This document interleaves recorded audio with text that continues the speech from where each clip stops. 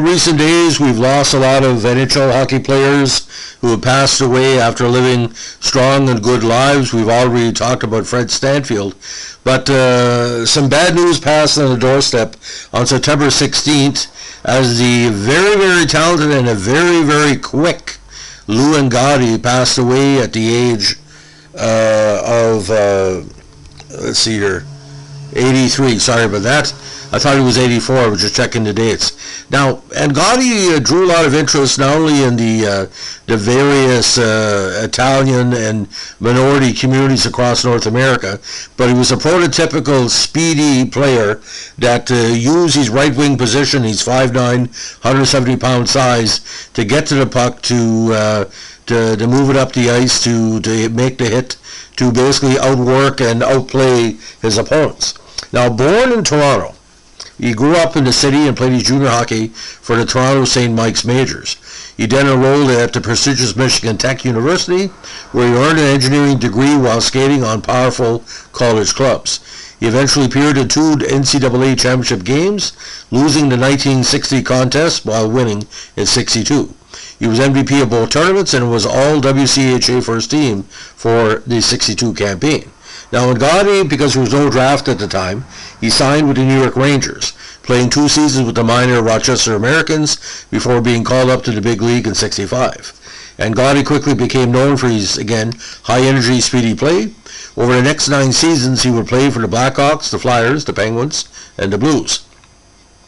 He had his best offensive season in the Flyers' inaugural season in 68, when he notched 49 points while serving as the club's first ever captain. During the second stint with Chicago from 69 to 73, he served as a key defensive component on a team that narrowly lost 2 Stanley Cup finals, both to Montreal. Now, during his final season with the Blues in 74, he was hired as coach after Jean-Guy Talbot was fired with 23 games left in the season. He retired to serve as head coach on a full-time basis. But after he was fired just 9 games in the next year, ironically returned to play hockey for the Chicago Cougars of the WHA. Angotti again served as head coach during the 84 season, this time with the Pittsburgh Penguins. Now, he also was a big factor in the AHL side, very beloved in New Brunswick because he guided the New Brunswick Hawks for a while, as well as the Erie Blades, the Baltimore Skipjacks, and also did periodic work on behalf of the Black Eye Alumni Association. Now, following his playing career, he was a color commentator for the Hawks games on WSNS TV and WCFL radio. Now, biggest season with Michigan Tech for a lot of people was the last one, 62, 51 points in 31 games. He also played with the Kitchener-Waterloo Rangers of the OHA Senior League in 63 with 19 counters. 31 goals with Rochester over 2 seasons. First season with the Rangers, he had 17 points in 78 games. Also skated with the St. Louis Braves of the CHL in 66. The 66 season, 51 games between the Rangers and the Blackhawks, 18 points including 6 goals. Now the Flyers in that 68 season, 49 points including 12 goals in 7 games in the playoffs. 69 with the Penguins, 17 goals, 37 points in 71 games. And over those last 4 seasons with Chicago, he was averaging 10 to 15 goals a game with about 30 points a campaign. And the 32 games in the playoffs in 71 and 73 combined, 13 points including 6 goals in 32 games. Now, St. Louis, again, his last season before retirement from the NHL, 25 points in 51 games, including 12 goals. But with the Cougars in a very unique return to the ice, 2 goals and 5 assists for 7 points in 26 games. So final NHL totals, 289 points, 103 goals, 653 games, and 16 points in 65 playoff games, including 8 goals. And again, all for Chicago. Now, in the coaching ranks, overall 22, 78, and 12. A rough 84 season with Pittsburgh, 16, 58, and 6. Of course, he guided the team before Mario came in. I served a wonder. He was brought in just to hold the belt until Mario showing up.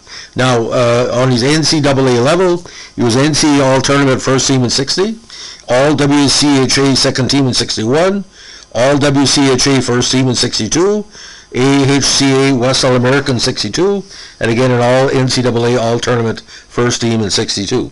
So, Angotti again within the minority fans in Chicago, all around the NHL, but he's returned to the Cougars again. It made front page sports news because how many times you know that a head coach is retired and comes back the next year and still is effective. It's quite amazing.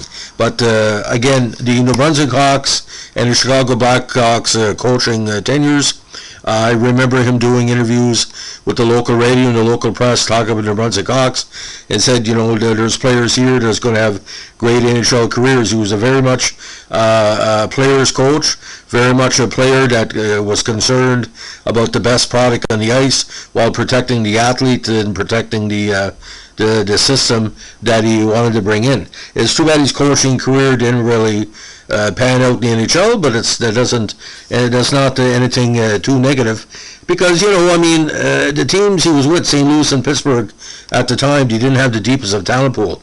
They were lucky sometimes, St. Louis and Pittsburgh, to have a fourth line. He was dealing with maybe only 12, you know, coherent forwards. But his time in Chicago, again, he was part of that Dennis Hull, Stan Mikita, Tony Esposito era. He was part of that Bobby Hull era as well. So it was the two eras of the Blackhawks when they were, you know, very, very, very strong, as we say, towards the playoff. Only the Montreal Canadiens were stopping them back in the day, literally and figuratively. So, ladies and gentlemen, if you like what you're doing here, give us a like, comment, subscribe. And to the family and friends of Lou Angotti, please accept our condolences.